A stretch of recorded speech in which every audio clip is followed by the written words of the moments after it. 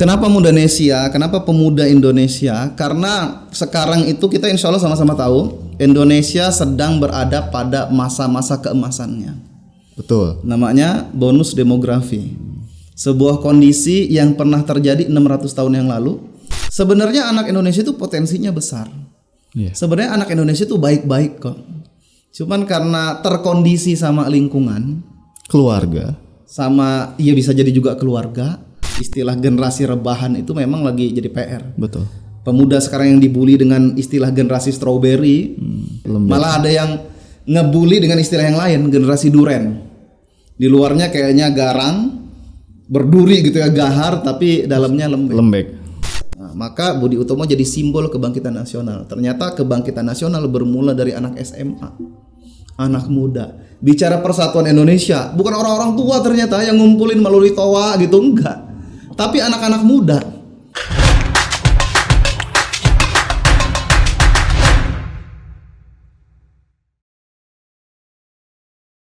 Assalamualaikum warahmatullahi wabarakatuh. Selamat datang kembali Wawai Media bersama podcast Wawai. Tempatnya bercerita untuk mencerdaskan bangsa. Teman-teman semuanya, pemuda merupakan salah satu elemen yang sangat penting dalam pembangunan bangsa. Jangan menginginkan memimpikan negara maju kalau kita melupakan pemudanya. Saat ini begitu banyak problematika remaja, pemuda yang mungkin kita luput dari perhatian itu. Ada anak muda yang bermasalah dengan pergaulannya, dengan keluarganya, dengan kompetisi bekerja, ataupun bahkan dengan identitas dirinya.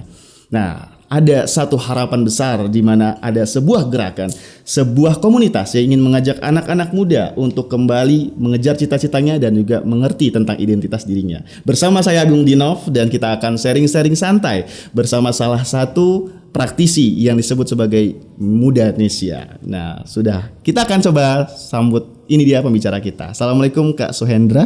Waalaikumsalam. Apa kabar? Sehat, alhamdulillah. Sehat, insyaallah.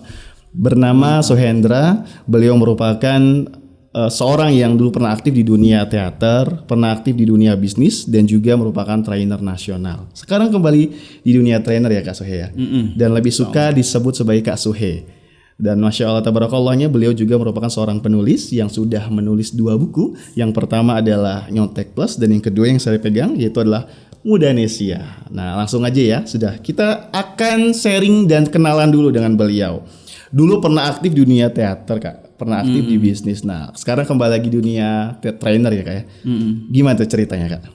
Oke, ya kalau dunia teater memang dulu zaman masih SMA ya. Jadi teater itu seneng, hobi, suka. Karena memang ya walaupun kalau ya sempet dosen itu ngasih tahu Kak Sue itu orangnya introvert sebenarnya aslinya. Tapi kalau kita lihat sekarang ini ya, jawabannya itu sudah mulai kelihatan. Ternyata orang-orang introvert itu dalam kehidupan sehari-hari, nah kalau dia ditaruh di panggung, nah itu dia bisa keren juga. Maksudnya dia bisa gacor juga kalau bahasa anak-anak sekarang ya, kayak Raditya Dika itu orang introvert kan ya. Gitu. Orang-orang yang di stand up comedy itu ternyata ketika ngobrol-ngobrol, ya diajak ngobrol, banyak dari mereka ngaku kalau saya itu aslinya orangnya introvert. Gitu. Tapi ketika di panggung justru bisa mengeluarkan dirinya, bisa berekspresi. Nah, dulu suka sama teater itu karena memang kayaknya ini asik ya. Jadi ada bagian dari diri Kak Suhe itu yang keisi gitu ketika beraktivitas di dunia teater. Menarik ya. Seru ternyata. Luar biasa. Kak Agung juga pernah kita waktu itu. Pernah gitu ya. Seru-seruan. Ternyata memang anak muda itu butuh wadah seperti itu ya Kak. Butuh wadah yang kayak gitu. Jadi ya daripada rebahan kalau bahasanya yang sekarang kan ya, mending buat aktivitas. Dan aktivitas itu yang sebenarnya menghidupkan anak-anak muda. Wah. Seru karena ketemu dengan yang lain. Kan masa muda itu harusnya banyak ketemu ya. Banyak ketemu dengan yang lain, banyak rekan, banyak teman supaya nanti ketika dewasa jadi lebih enak gitu karena linknya sudah banyak. Nah, jadi teater tuh dulu lebih ke hobi, suka. Hobi ketemu orang, hobi untuk acting juga ya. Acting, ekspresi gitu ya. Bahkan pernah ikut lomba?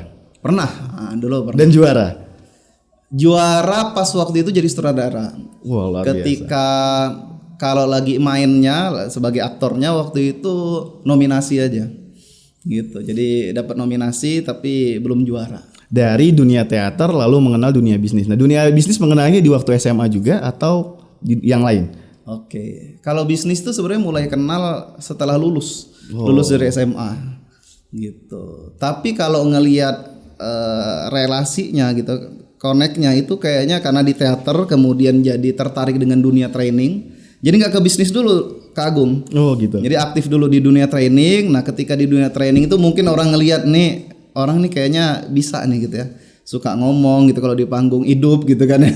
Ini kayaknya kalau diajak bisnis oke nih. Dan memang waktu itu bisnisnya bisnis jaringan.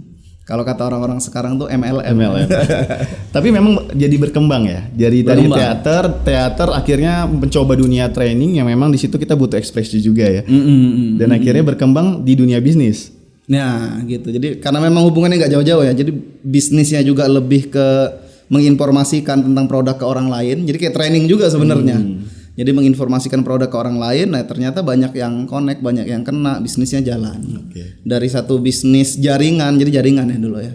Jaringan satu ke jaringan yang lain. Ya sempat juga sih lumayan agak gede gitu kayaknya ya. Gitu. Jadi berapa kali ya?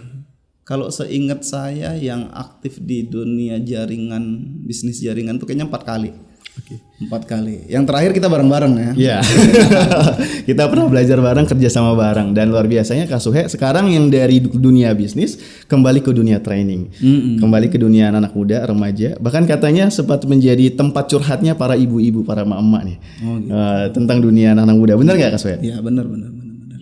Jadi ya di bisnis terakhir ya.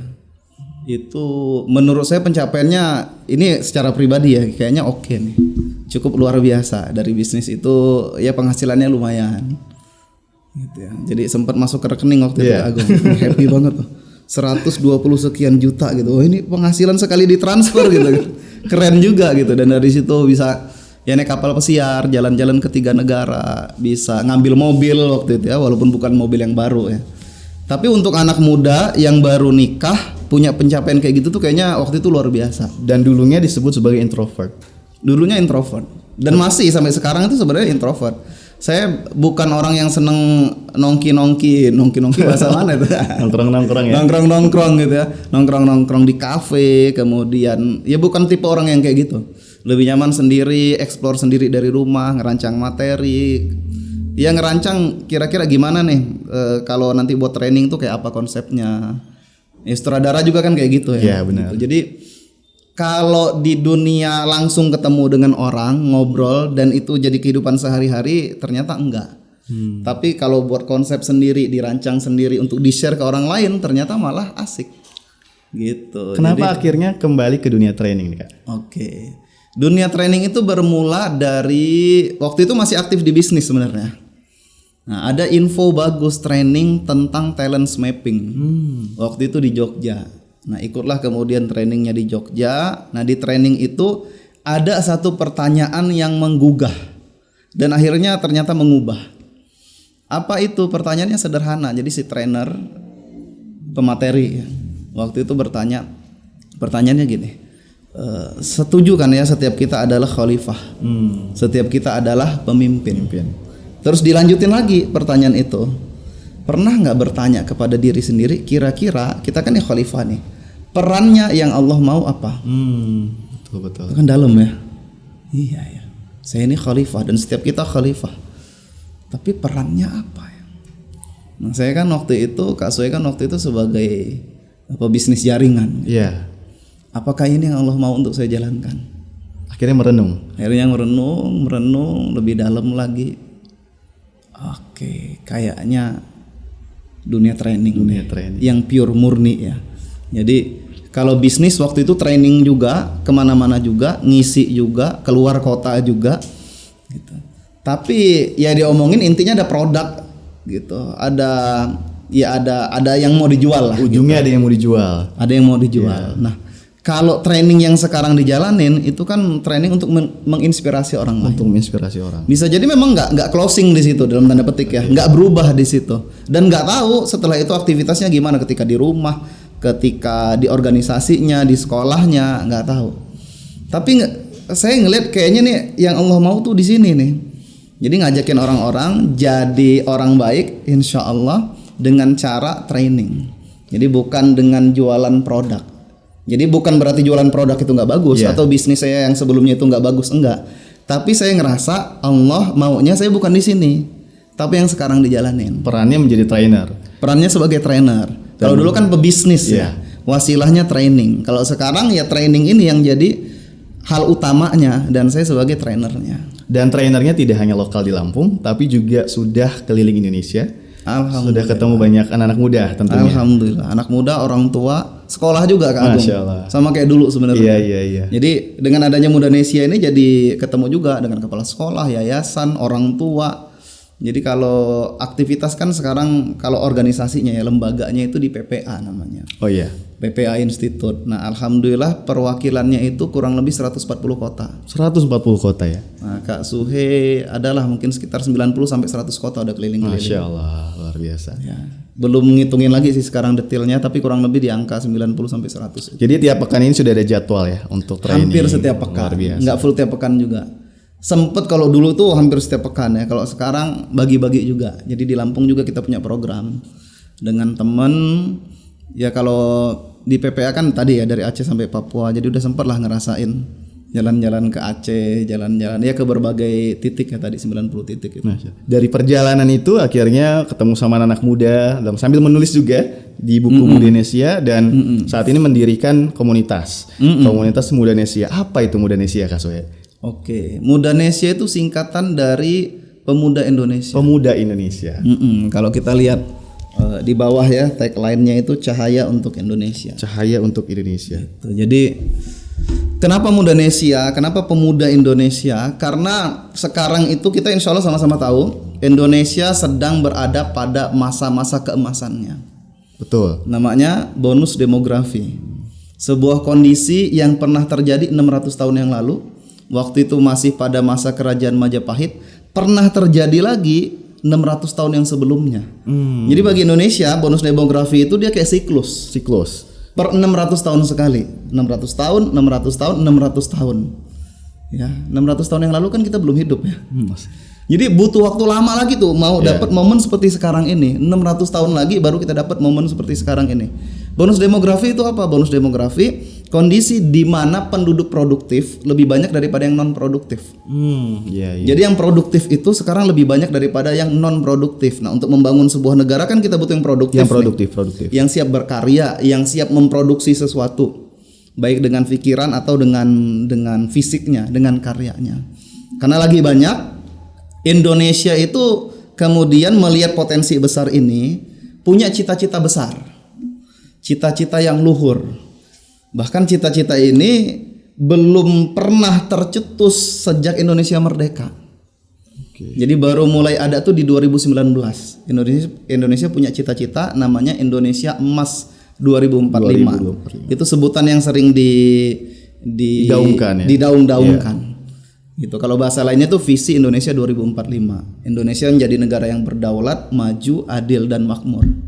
Dan salah satu hal yang paling atas nih. Jadi kalau kita mau ingat nih bicara visi Indonesia 2045 itu kayak apa?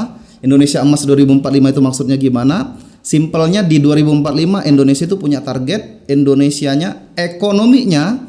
Jadi target Indonesia itu ekonominya 5 besar terkuat di dunia. Negara sekarang ada banyak. Ada 195, ada yang bilang kayak gitu, ada yang bilang mungkin lebih daripada itu, gitu ya. Taruhlah 195, target Indonesia 5 besar. 5 besar terkuat di dunia, ekonominya. Kalau kita lihat sekarang, ya negara kita belum jadi negara maju memang. Betul. Masih negara berkembang, menuju maju. Yang maju udah banyak banget. Jadi kalau kita bicara 5 besar, berarti kita itu ngalahin negara-negara maju sekarang. Ini cita-cita yang gede, ini cita-cita yang besar. Ya, kayaknya terlalu tinggi gitu kalau kita ngeliat kondisi sekarang. Tapi nggak ada yang nggak mungkin. Betul. Ya, kalau kita mau, apalagi kita punya kondisi alam yang luar biasa kaya. Jadi sumber daya manusianya kaya, sumber daya alamnya kaya. Nah, dan kalau ngelihat negara-negara sebelumnya Kak Agung, jadi bonus demografi ini kan bukan cuma Indonesia yang pernah ngalamin. Jepang tuh pernah ngalamin tahun 1950-an. Korea Selatan pernah ngalamin tahun 1970-an. Dan ngomong-ngomong dua negara ini itu punya kesamaan sama Indonesia. Punya kesamaan. Ada satu kesamaan yang harusnya ini kita bahas serius. apa itu 3 negara ini sama-sama mulai membangun lagi negaranya di tahun 45. Dan anak muda jadi salah satu poin pentingnya. Iya. Jadi akhirnya ketika ngebangun lagi itu anak muda jadi salah satu poin pentingnya. Nah, tapi kalau kita lihat ini kan sama-sama membangun tadi di 1945. Iya. Jepang, Korea Selatan, Selatan, Indonesia. Kenapa sama-sama membangun di 1945? Karena kan kita tahu ya Jepang itu dibom sama Amerika, Hiroshima, Nagasaki, hancur.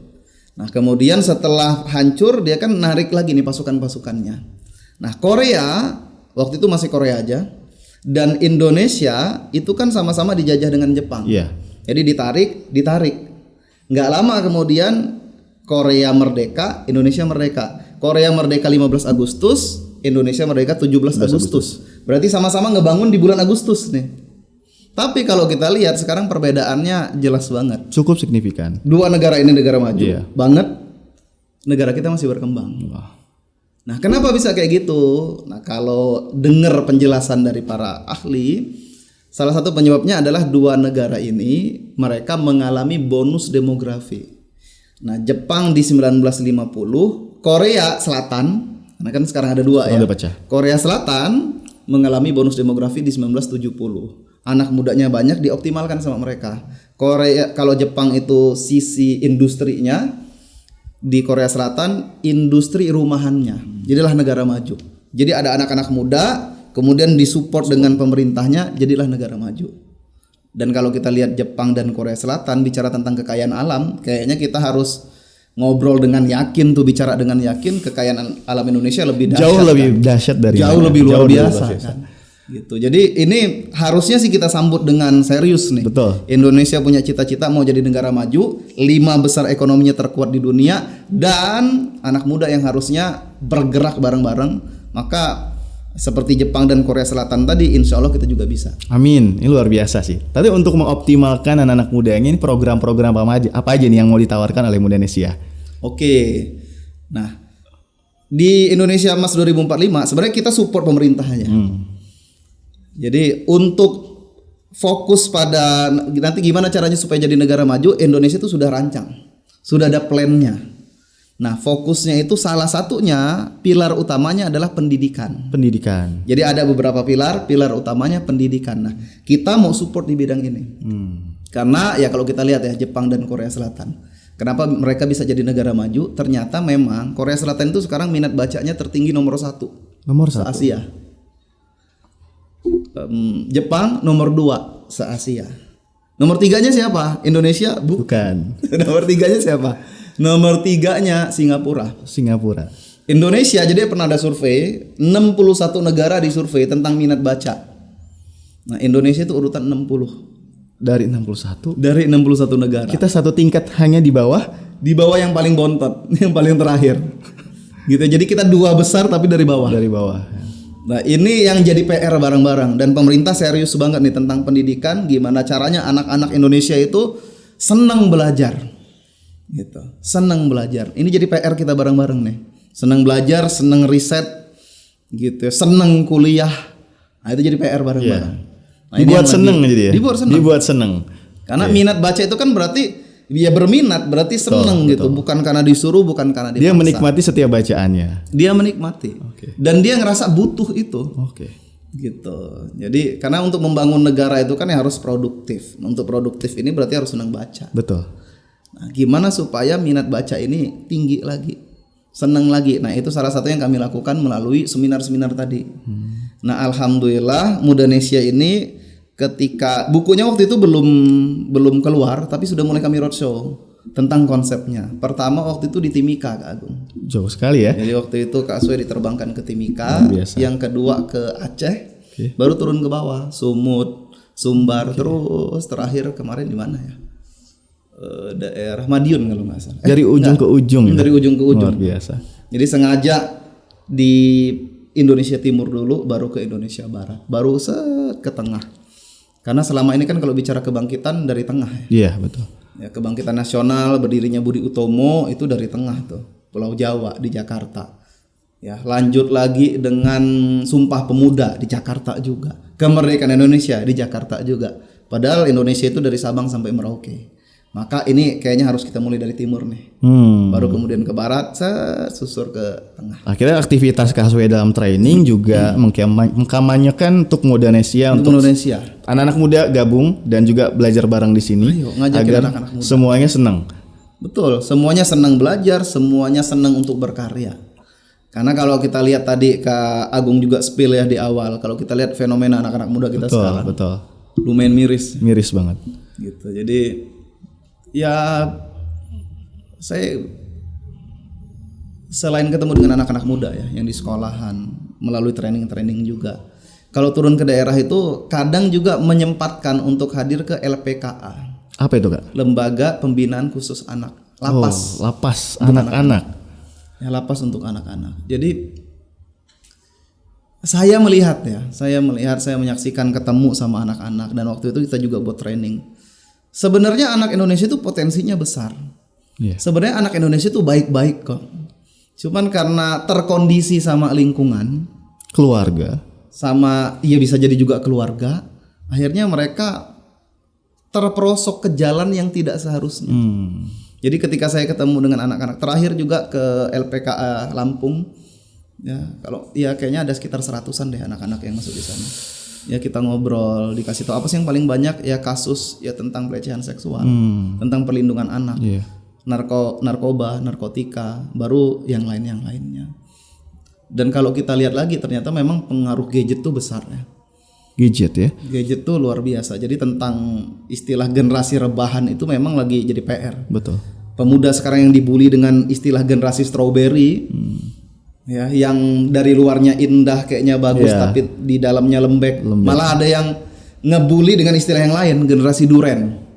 Di luarnya kayaknya garang, berduri gitu ya, gahar tapi dalamnya lembek. Nah, harusnya anak-anak muda itu ya punya kekuatan yang luar biasa. Kalau kata ya guru-guru kita kan ya kita sering dengar lah insyaallah. Manusia itu kalau dia masa mudanya tidak dikondisikan dengan sesuatu yang keras, maka nanti dunia ya kalau masa mudanya tidak keras, maka nanti dunia itu di masa dewasanya akan keras dengan dirinya. Tapi kalau dari masa mudanya dia sudah keras, sudah disiplin, maka nanti dunia di masa dewasa, di masa tua akan lunak terhadap dirinya. Ya, dan sebenarnya untuk membangun manusia itu harusnya dengan hal-hal yang nggak mudah. Kalau kita lihat para rasul, bagaimana Allah mengkondisikan para rasul ya. Nabi Yusuf dari masih kecil, ya kan, dari masih kecil dilempar ke sumur, diambil jadi budak, masuk penjara. Itu dikondisikan sama Allah. Ini utusan Allah, dikondisikan sama Allah dengan kondisi yang nggak mudah. Utusan Allah ini paling disayang sama Allah, tapi dikondisikan dengan tidak mudah. Nabi Ismail dikondisikan dengan tidak mudah, betul ya. Nabi Ismail itu bahkan dari bayi kan dikondisikan di tempat yang nggak ada air minum di sana, nggak ada orang tinggal di sana, gurun pasir, panas terik luar biasa. Ya, dikondisikan seperti itu sama Allah dengan masalah-masalah, dengan hal yang nggak mudah. Nabi Muhammad apalagi? Ya dari baru lahir ayahnya nggak ada. Kita tahu bagaimana kehidupannya Nabi Muhammad, dan kata Nabi Muhammad, kata baginda Rasulullah, tidak ada seorang nabi kecuali ketika masih belianya pernah jadi pengembala. Jadi memang Allah siapkan dengan kondisi-kondisi yang nggak mudah. Nah anak muda sekarang ini jadi PR kan. Betul. Ya istilahnya generasi rebahan, generasi strawberry, hidupnya penuh dengan angan-angan tapi belum banyak berbuat di kondisi saat ini. Iya, yang Kak Suhai bahas tadi kan gak enak. Anak-anak muda gak mau yang sekarang ini. Nah, ini jadi PR kita bareng-bareng. Gitu ya. Nah, itulah sebabnya ayo bismillah kita dengan Mudanesia ini minimal ketika ketemu anak-anak. Jadi kami roadshow-nya ke sekolah-sekolah Kak Agung. Dia ketemu dengan anak-anak itu mereka dapat inspirasi baru. Oh iya. Indonesia ini kondisinya sekarang lagi penting banget nih. Anak muda itu lagi dibutuhkan banget. Kami tuh mau ngajakin anak-anak muda itu ngelihat lagi ke belakang. Negara ini ternyata berdiri itu sumbangsi besar loh anak muda ke negara ini. Tadi ya kita bicara kebangkitan nasional. Ternyata kebangkitan nasional, ini berarti kan kita ngomongin seluruh ya. Kebangkitan nasional itu bermula dari anak muda. 20 Mei 1908, Budi Utomo berdiri. Nah itu yang ngediriin anak-anak muda. Mereka masih sekolah di Stovia, sekolah kedokteran Jawa. Masih sekolah, anak-anak SMA lah gitu. Ya ketemu sama Dr. Sutomo, alumni mereka datang sharing gitu, dan akhirnya mereka semangat mendirikan Budi Utomo. Yang dari Budi Utomo ini kemudian menginspirasi banyak organisasi-organisasi lain untuk berdiri. Bergerak juga. Nah, maka Budi Utomo jadi simbol kebangkitan nasional. Ternyata kebangkitan nasional bermula dari anak SMA, anak muda. Bicara persatuan Indonesia, bukan orang-orang tua ternyata yang ngumpulin melalui toa gitu, enggak. Tapi anak-anak muda ngumpul dari mana-mana gitu, Yong Java, Yong Selebes, pemuda kaum Betawi, dan lain-lain. Kumpul, mereka bertekad, ya kan? Mereka bertekad bersatu, satu nusa, satu bangsa, satu bahasa. Ya, kemerdekaan Indonesia anak-anak muda juga. Kita tahu kisahnya bagaimana anak-anak muda mendesak Soekarno-Hatta untuk segera proklamasi kemerdekaan Indonesia. Soekarno-Hatta belum langsung mau, dibawa dulu, diculik katanya dulu ya, dibawa ke Rengas Dengklok, diyakinkan lagi. Begitu luar biasanya anak-anak muda, begitu antusiasnya anak-anak muda, begitu ngototnya, begitu geraknya gitu. Nah yang sekarang ayo dong gitu. Betul. Memang kalau kita lihat ya sekarang, kan sekolah itu banyak yang pulangnya sore ya. Oke. Saya nggak tahu tapi ya. Tapi mudah-mudahan yang saya pikir ini salah. Menurut saya, ekskulnya anak-anak sekolah ini nggak seheboh dulu. Aktivitasnya nggak seseru dulu gitu. Oke. Dulu ya kita sering nginep. Betul. Buat acara, lomba ke sana sini. Sekarang tuh kayaknya nggak seheboh dulu. Kalau dibilang mereka nggak asik, kayak lebih suka di gadget sekarang. Ya karena gitu ya, terkondisi gitu. Gitu kan? Ya sekarang nggak? Terkondisi sama si gadget ini. Oke. Jadi apa ya? Ada yang bilang istilah jadi terkondisi jadi autis katanya kan. Sibuk dengan dunia sendiri. Ya. Terkondisi jadi, walaupun ini istilah ini kayaknya sih kurang bagus untuk digembor-gemborkan ya. Betul. Gitu. Jadi ya udah sibuk dengan dunianya sendiri, ya sibuk dengan gamenya dan seterusnya. Harusnya anak-anak muda tuh sekarang itu kan masa sekarang itu masanya mereka untuk betul-betul belajar, melatih diri, bangun relasi, bangun koneksi, ya supaya nanti ketika berada pada dunia peran mereka itu betul-betul sudah siap berperan, bukan galau lagi.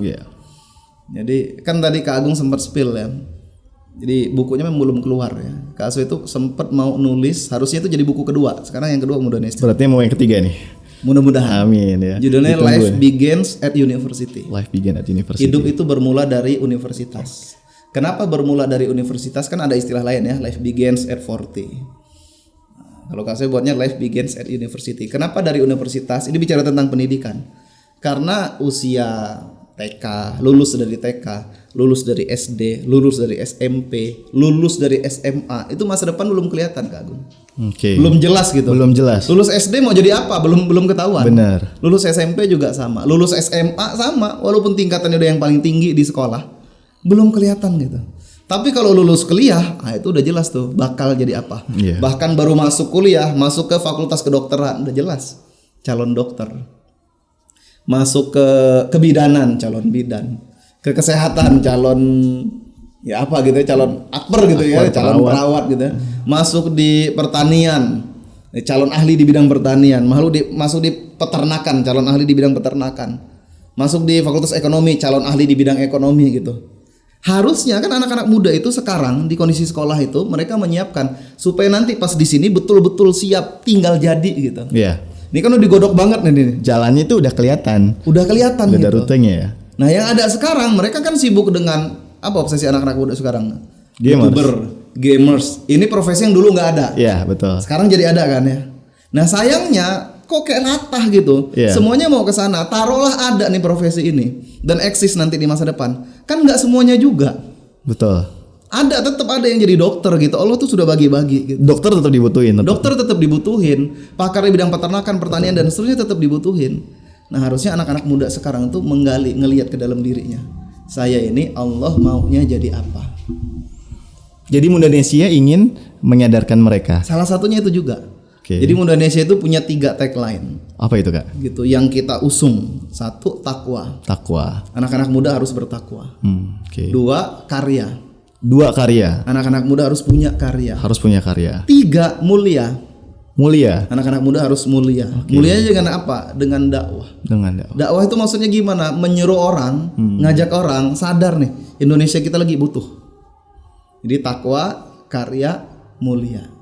Nah, kalau nanti anak muda sudah fokus sama ini, sebenarnya udah nggak relevan lagi kita bicara tentang kenakalan remaja. Bahkan ada yang bilang kejahatan remaja. Ya. Jadi fenomena sekarang tuh bukan lagi kenakalan remaja katanya, tapi kejahatan remaja. Kejahatan remaja. Karena Kenapa? banyak anak-anak remaja yang masuk penjara. Oke. Jadi udah bukan nakal lagi gitu. Udah bukan cuma ngebolos-bolos saja. Levelnya udah sampai ke kriminal. Levelnya udah kriminal dan banyak kan. Yang tadi Kak Soe cerita ya ke tempat ya ke tempat rehab, Betul, ke LPKA itu ketemu dengan anak-anak muda yang masuk di LPKA itu usia 14 sampai dengan usia 18 tahun. Usia Kadang ada yang produktif. usianya lebih dari itu pasti masuk tuh. Di LPKA itu kan anak-anak remaja. Betul. Apakah itu mulai juga dari keluarga? Ya, kalau kita lihat lebih dalam, memang ya banyak ya para pakar parenting juga menyampaikan salah satu penyebabnya adalah pendidikan di keluarga. Oke. Gitu. Tapi kalau kita bicara dengan anak-anak muda, ya kami bicara dengan mereka, taruhlah mungkin ada latar belakang keluarganya yang nggak baik. Iya. Tapi kita ini manusia yang sudah dewasa. Jadi kalau di dalam Islam kan sebenarnya nggak ada istilah remaja ya, yang ada istilahnya balik. Balik itu dewasa. Iya. Jadi hitungannya sudah ada, pahala dan dosanya sudah terhitung. Dan harusnya di titik itu sudah bisa mereka melihat dirinya sendiri. Saya ini siapa ya? Dari mana, sedang apa, mau kemana? Di dunia ini harus ngapain gitu. Nah kalau kita lihat sahabat, kan Umar bin Khattab dulu preman Kak Agung. Iya. Tapi ketika ketemu dengan Rasulullah bisa jadi orang baik. Bahkan yang menarik, ayahnya itu masuk neraka. Menentang Rasulullah, Abu Jahal ayahnya. Anaknya Ikrimah bin Abu Jahal itu syahid dalam jihad fisabilillah. Jadi anak-anak muda sekarang ayo lihat diri kita. Gimana hubungan kita sekarang dengan Allah kalau bicara tentang takwa. Lihat diri kita, bagaimana hubungan kita dengan sesama, udah punya karya belum? Iya. Kalau belum, apakah itu yang Allah mau untuk kita gitu? Ya menghabiskan hidup dengan rebahan dan seterusnya. Dan lihat diri kita, sudah mulia belum? Karena kalau bicara tentang diri, amal diri gitu ya. Tentang sholat atau tentang karya kita, mungkin kita bangun apa gitu ya, karya kita buat tulisan atau kita jadi konten kreator terkenal di mana-mana. Yakinkah dua hal ini bisa ngebawa kita nanti di ujung itu kan kita berharap nanti masuk ke dalam surga? Betul. Yakin nggak? Ya bisa jadi amal-amal yang kita lakukan itu ternyata ya karena ada riaknya dan seterusnya hilang. Nah tapi dengan dakwah, gimana dengan dakwah? Dakwah ini amal ajaib. Jadi ketika kita sharing ke orang lain, ada 100 orang yang dengar, 200, 500, 1000 orang, kan kita nggak tahu isi kepala mereka. Kita share aja. Ternyata wasilah kita sharing itu mereka berubah. Mereka hijrah. Ketika mereka hijrah, mereka ngajak yang lain juga untuk hijrah. Kita kan dapat. Betul. Dan kita nggak bisa ngebanggain gitu. Tuh orang itu dari saya, nggak ngerti, nggak tahu. Itu ajaibnya tentang dakwah. Dan dakwah ini amalnya para rasul. Amalnya para rasul. Khusus umat Nabi Muhammad, Rasul turunkan ke kita. Ya kan? Amalnya para rasul. Ngajak, menyeru. Khusus Nabi Muhammad diturunkan ke kita. Kita umat Nabi Muhammad. Oke. Mau dapat syafaat dari Nabi Muhammad. Ayo. Ini amal keren. Mungkin nggak kalau tadi ya problem-problem dengan adanya kebiasaan mereka terkait dengan juga anak muda sekarang kebentuk karena lingkungan juga Kak? Bisa jadi. Jadi lingkungan, keluarga itu bisa jadi sebagai pemicu. Oke. Pemicu gitu ya. Tapi tetap ketika dia sudah jadi anak muda, dia masih punya harapan besar untuk jadi orang baik. Kayak tadi lah cerita Umar bin Khattab, Ikrimah bin Abu Jahal. Walaupun orang tuanya, walaupun lingkungannya, Umar bin Khattab kan preman ya. Ketika dia masuk Islam adalah saat dimana dia sedang bawa pedang kan, mau membunuh Rasulullah. Tapi ternyata di hari itu juga Allah kasih hidayah kepada beliau. Jadi anak-anak muda itu masih punya harapan. Mau mereka yang ada di LPKA, di lapas anak, mereka yang di tempat rehab. Ya kasusnya ketemu Kak Agung di Samarinda. Jadi ketemu sama temen tuh mereka bilang, ini anak-anak ini Kak, bahkan mereka nggak mau keluar dari LPKA. Lebih nyaman dari lapas anak, lebih nyaman. Karena di sana ada ngajinya, disupport sama lingkungan yang baik, sholatnya juga ya kan teratur gitu. Di luar enggak. Di tempat rehab ada yang bilang, kami ini satu keluarga semuanya pakai narkoba.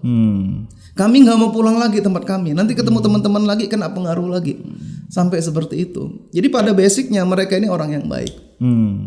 Gitu. Gimana orang-orang yang baik ini kita temuin, kita dampingin, kita ajak, kita bicara tentang hal-hal yang besar. Ya Umar bin Khattab dari preman, Iya. ya, ketemu sama Rasulullah dapat hal-hal yang besar. Dan beliau yang termasuk banyak menaklukkan kan. Itu sebaran Islam, ekspansi Islam besar itu kan pada masanya ya di zamannya Umar bin Khattab kan. Iya. Padahal tadinya preman gitu. Jadi ada harapan nih untuk anak-anak muda. Harapan itu masih ada pasti. Harapan tuh masih ada. Pasti masih ada. Nah, gimana kita gerak? Anak-anak muda itu perlu dibersamai. Perlu dibersamai. Harus ada orang-orang yang seperti Rasulullah yang percaya sama mereka. Walaupun orang-orang miskin, walaupun orang-orang yang kurang mampu, ada harapan. Oke. Bilal bin Rabah, Oke. ya kan budak. Ya kan budak. Ketika masuk Islam adalah ketika Masya Allah ya kondisinya nggak nyaman, namanya budak gitu. Nah, Ya kan, tapi bisa menjadi gubernur loh di Syam. luar biasa. Dari budak, orang kelas bawah gitu. Yang sekarang nggak ada di Indonesia kan istilah perbudakan. Betul. Tapi bisa jadi gubernur di Syam. Ada yang menarik nih, mohon maaf Kak, potong. Perlu diberikan kepercayaan. Nah, untuk generasi muda saat ini, menurut Kak Suhe ya, setelah mungkin dari Sabang sampai Merauke, apa sih yang menjadi keluhan daripada orang tua? Dan apakah memberi kepercayaan kepada anak itu salah satu yang membuat mereka percaya diri atau tidak di dalam kehidupannya? Oke, ya kalau kita bicara lagi ke orang tua, ya tentu orang tua itu harus punya kepercayaan besar terhadap anaknya. Berarti banyak yang nggak percaya sekarang Kak? Sebenarnya percaya ya, kalau saya yakin masih percaya nih orang tua. Cuman salah di cara, Salah di kurang cara. tepat di cara. Kurang tepat. Emang apa yang biasanya dilakukan orang tua sehingga akhirnya anak merasa nggak diberikan kepercayaan? Gini, jadi kan orang tua itu pasti punya pengharapan terhadap anak-anaknya kan. Betul. Anak-anaknya jadi anak-anak yang sukses. Betul. Tapi cara ngasuhnya dengan cara yang belum tepat. Kan kalau yang sering dibahas ya sama pakar parenting tuh setidaknya ada 3 cara pengasuhan. 1, cara pengasuhan yang otoriter. Ternyata sekarang kurang tepat nih cara ini. Walaupun itu masih banyak digunakan saat Bisa ini. jadi. Yang kedua cara yang permisif. Permisif itu oke, silahkan semua boleh. Yang menurut kamu bagus nak, terserah kamu ya. gitu ya. silahkan gitu. Pokoknya ayah support. Gitu. Yang ketiga cara yang demokratis. Cara yang demokratis. Demokratis ini gabungan dari ini. Dan ada dialog juga di dalamnya. Ada dialog. Kadang keras, kadang juga mempersilahkan, tapi yang penting ada diskusi dulu. Oke. Ada dialog. Jadi orang tua itu hadir dalam hidup anak. Nah, yang sekarang jadi permasalahan yang sering dibahas ya. Indonesia juga masuk istilah katanya fatherless country. Negeri tapi peran ayahnya kurang. Peran ayahnya kurang. Gitu. Ada di juga rumah. ada di rumah tapi interaksi dengan anak-anak kurang. Interaksinya kurang sama anak-anak. Ada juga yang ibunya juga seperti itu. Jadi rumahnya itu rasanya kayak kos-kosan. Betul. Semuanya punya private space masing-masing. Apalagi dengan kondisi gadget masing-masing. Semua pegang gadget, semua punya hobi kesukaan masing-masing. Akhirnya dunianya masing-masing. Betul. Dan akhirnya komunikasi pun masing-masing dengan gadget. Apa itu yang buat hati dan juga mungkin perasaan anak muda itu kering sekarang Kak? Akhirnya mencari tempat-tempat komunitas yang mengajarkan kekerasan di jalan. Dan untuk dapat masuk komunitas tersebut kita diadu mentalnya untuk bisa membacok orang misal. Apakah salah satu penyebabnya itu Kak? Ya, jadi kalau bicara tentang rumah ya memang ada hadisnya kan, setiap anak tuh lahir dalam kondisi fitrah. Lalu orang tuanya yang menjadikan si anak ini jadi Yahudi, Nasrani, Majusi. Artinya memang peran orang tua sekali lagi penting banget. Ya, ada yang juga kami sering dengung-dengungkan kami sampaikan kepada para orang tua. Kenapa sih ada anak-anak yang nakal? 1, karena mereka nggak ngerasa rumahnya itu sebagai surga. Ketika rumahnya nggak terasa sebagai surga, maka si anak ini akan mencari surga di tempat lain. Sayangnya surga yang mereka kira surga justru itulah nerakanya. Kayaknya nggak ada kan orang tua yang bicara pada anak. Nah, nanti kalau di sekolah kamu ujian, soalnya susah, nyontek aja. Papa ikhlas. Lanjut gitu. Kayaknya enggak. Tapi ada nggak anak-anak yang nyontek? Banyak. Ada nggak orang tua yang bicara kepada anaknya, nak? Kalau nanti di sekolah kamu ketemu dengan cowok yang ganteng, pacaran aja. Mama ikhlas nak. Siapa tahu kamu hamil. Ada nggak mungkin. Tapi yang pacaran ada, yang hamil juga ada. Datanya banyak dan nggak perlu kita share lah. Kita sama-sama tahu tentang itu. Jadi nggak ada gitu kan. Nggak ada orang tua yang mau anaknya mendapatkan hal-hal yang nggak baik, mengalami kenakalan ataupun kejahatan remaja tadi. Tapi kenapa seperti itu? Nah, karena rumahnya nggak rasa surga. Nggak rasa surga. Nggak rasa surga. Nggak baiti janati. Nggak baiti jannati, tapi baiti nari. Rumahku nerakaku. Aku dimarah terus, nggak didukung. Jadi panas rasanya rumah itu. Dia cari tempat lain. Padahal ya sesungguhnya nggak ada orang tua yang mau anaknya itu mengalami hal-hal yang tidak baik. Jadi bahkan orang tua yang otoriter itu untuk kebaikan anaknya. Niatnya seperti itu. Untuk itu. Tapi karena caranya salah, kan niat itu harus juga plus dengan cara. Kan. Akhirnya efeknya kurang baik. Oke. Gitu. Yang kedua, kenapa terjadi hal-hal yang nggak baik tadi terhadap remaja saat ini? Satu tadi, rumahku bukan surgaku. Yang kedua, mereka nggak dewasa secara pikiran. Oke. Jadi masalahnya itu nggak akil balik. Betul. Harusnya akil balik sama akil itu berbarengan. Jadi ternyata akil balik, ya. Kuncinya ada sekarang kan banyak anak-anak yang remajanya mohon maaf yang dewasanya cepat. Dewasanya cepat. Jadi fisiknya sudah dewasa. Fisiknya dewasa. Balik itu kan dewasa secara fisik. Tapi akalnya belum dewasa. Akalnya belum dewasa. Kebayang nggak? Fisiknya sudah dewasa. Bahkan mohon maaf ada anak-anak kalau dulu tuh ini zaman saya ya pengalaman ngeliat gitu di sekolah. Jarang banget tuh ada anak perempuan yang sudah menstruasi. Betul. Gitu. Di usia SD pernah ada ini seingat saya itu SD kelas 6. Pas saya masih SD ya. Itu satu orang seingat saya. Nah, sekarang anak SD itu jangankan kelas 6, kelas 4 ada.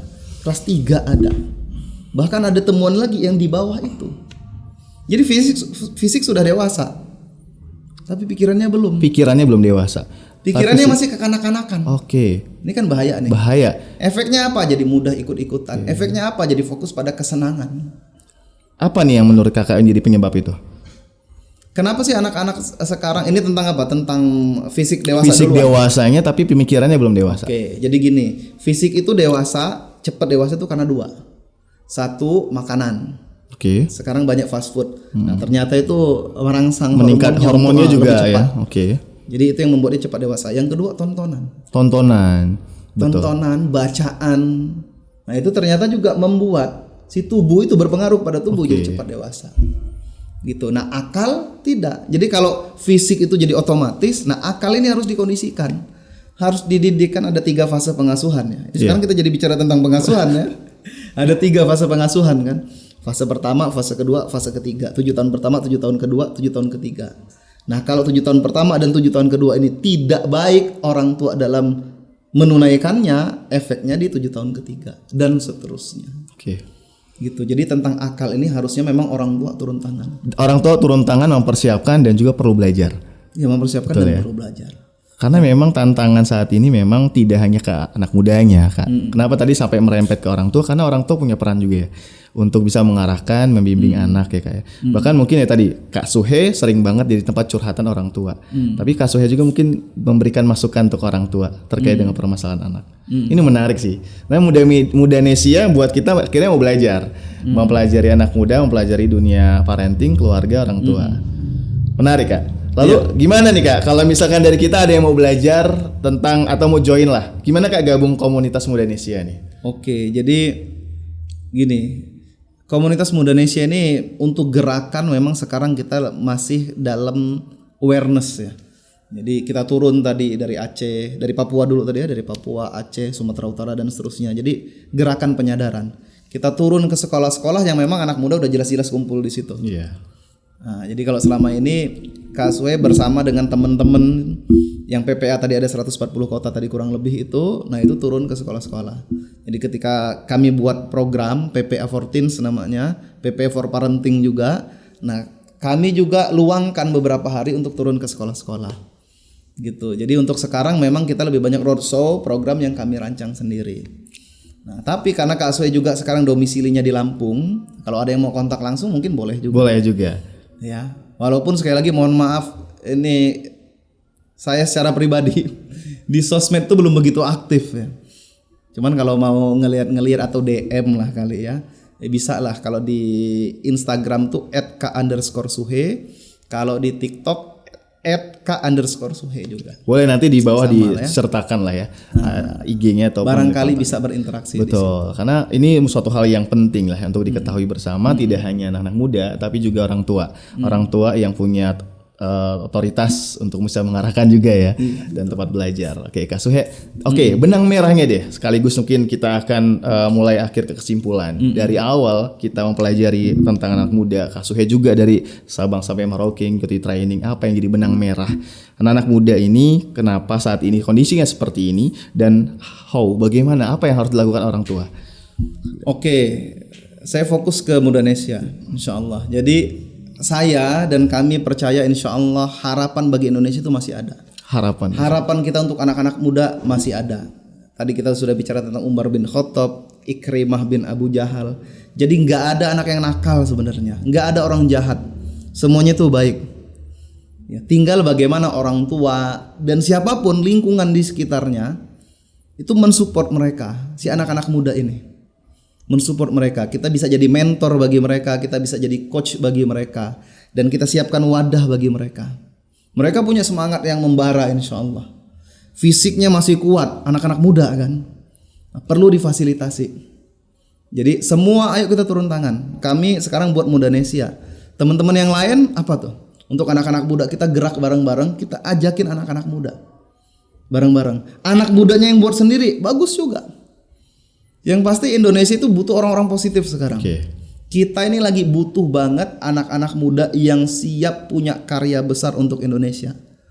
Yang siap punya karya yang luar biasa untuk Indonesia. Tapi jangan lupa harus takwa juga dan harus mulia juga.